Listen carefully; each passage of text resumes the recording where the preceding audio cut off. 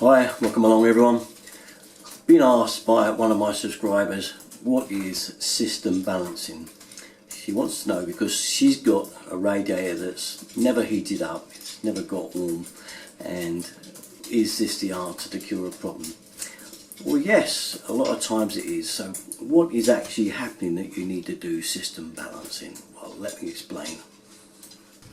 Here then is one of my very rough sketches, very rough, sorry about that, but basically it's a boiler, a hot water tank, and a rough idea of the pipes that go round to it, but that's not the part we're interested in. What we're interested in here is the radiators that go along here, down and down and down to there. Now in this system it splits both ways. It goes along to the top bedroom radiators and then it comes down and does the bottom radiator. And one that usually ends up cold is this one here, the last one on the circuit.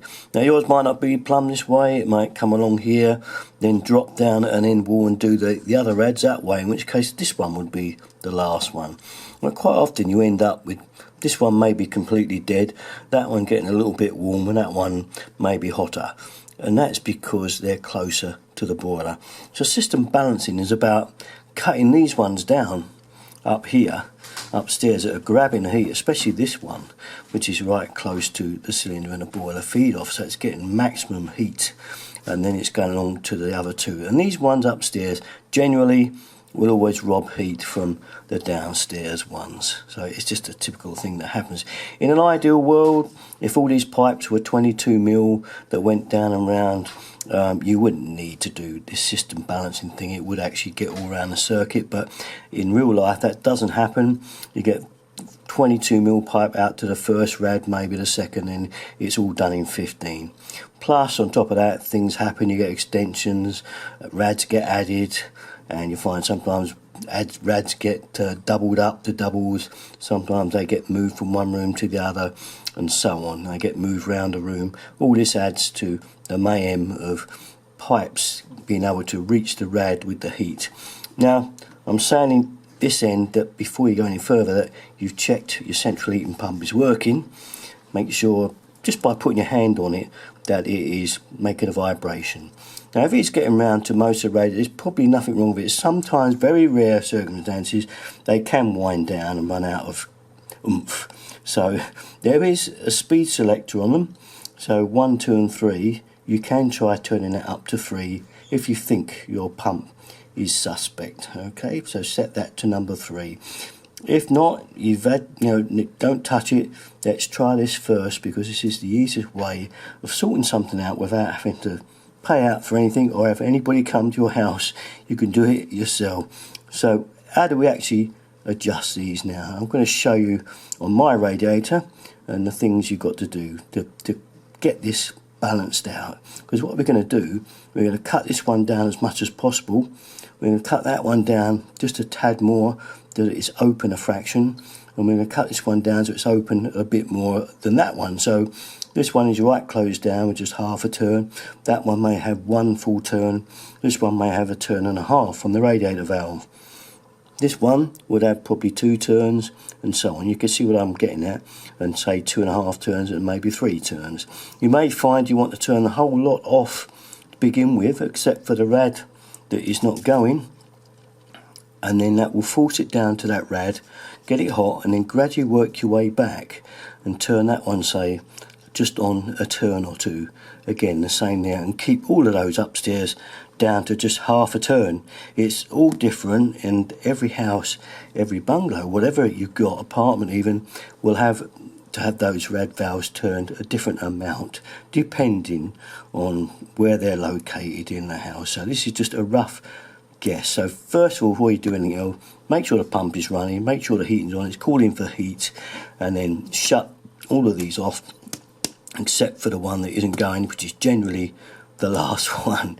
Wait for it to heat up and then go back, turn that one on a turn probably, and the same, and then work your way back, cut that one down, cut that one down, cut it down.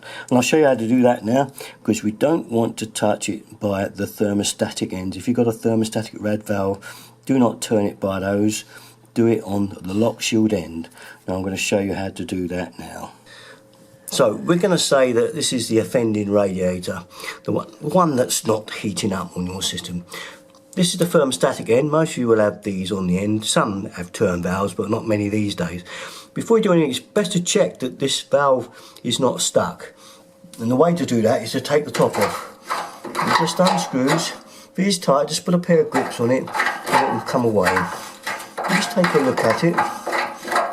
Once it comes away, and just check that that pin is up like that. If it's level, flat down level, then it's shut in the off position.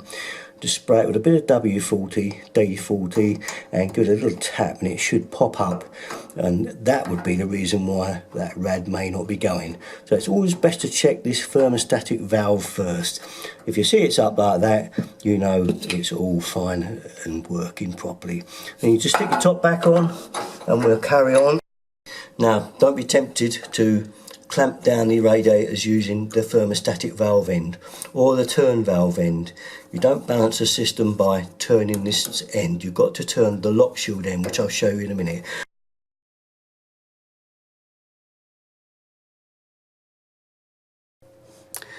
Here then we have the lock shield end. You'll probably have a cap over it like this. Now this particular rad valve you can see is a drain off one.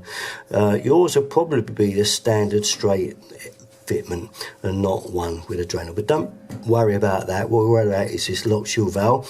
Some have got a screw in the top and you've got to undo the screw. This particular one hasn't got the screw. If it hasn't, it just pulls off, and then we'll get that off like so.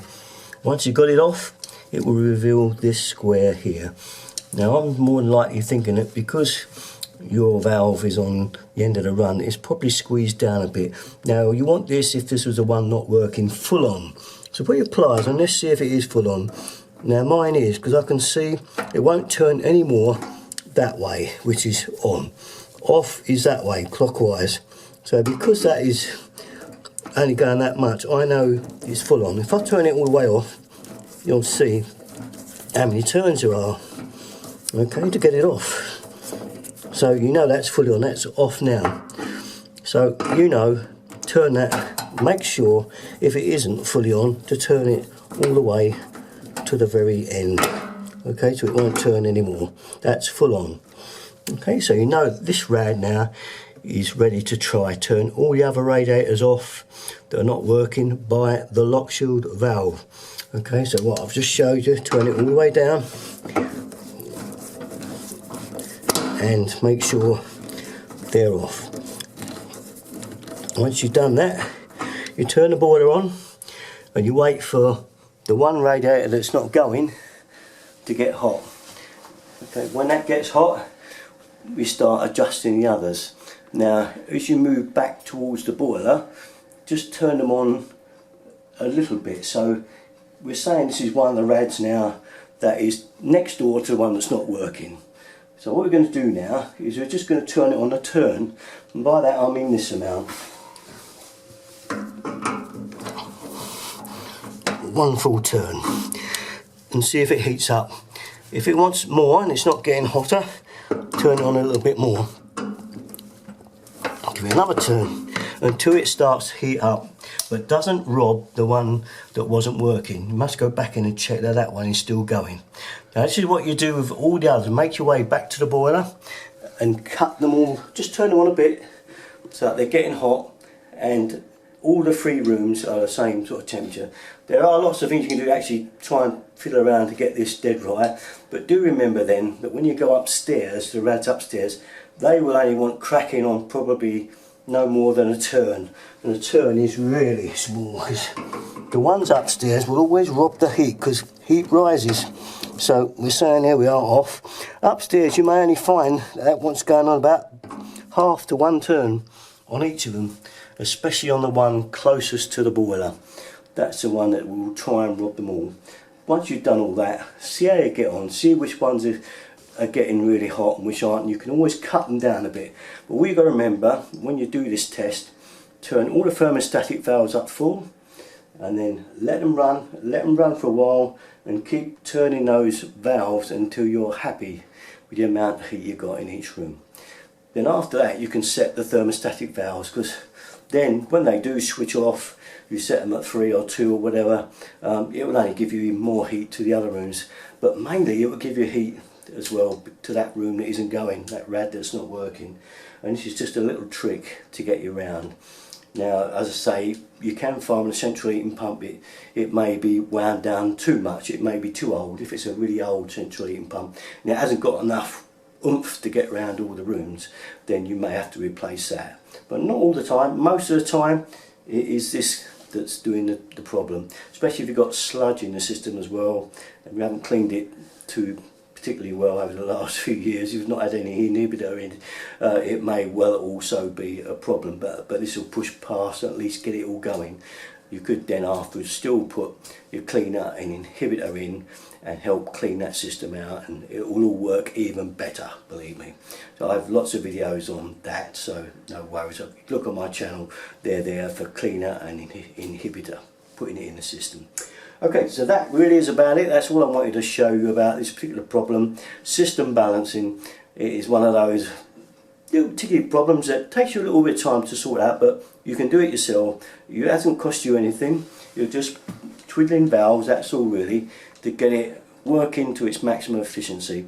So even if you've got a system working, you think solar rads ain't as hot as I think, this is worth trying, because it doesn't matter. You can set them back as they was, but when you've got that one room that's cold that never goes in, it's always the front room, isn't it? That's the one room you're sitting at night, and that's the one that's got the cold radiator, and it's usually because that's the very last on the system, and it's the drop rad that's at the end. So because the pump's got to push down and get round to that radiator, it's got a lot more work to do.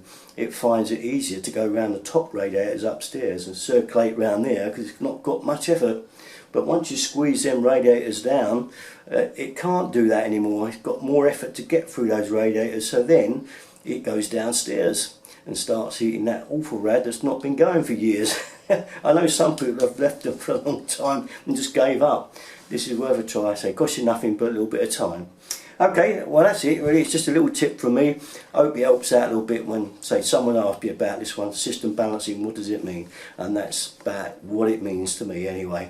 Worth doing if you've got problems with one or other of your radiators at home. Okay, well that's about it from me. You know where to go for all my stuff. Usual place, Derek 33. Thanks for watching, guys. Bye bye.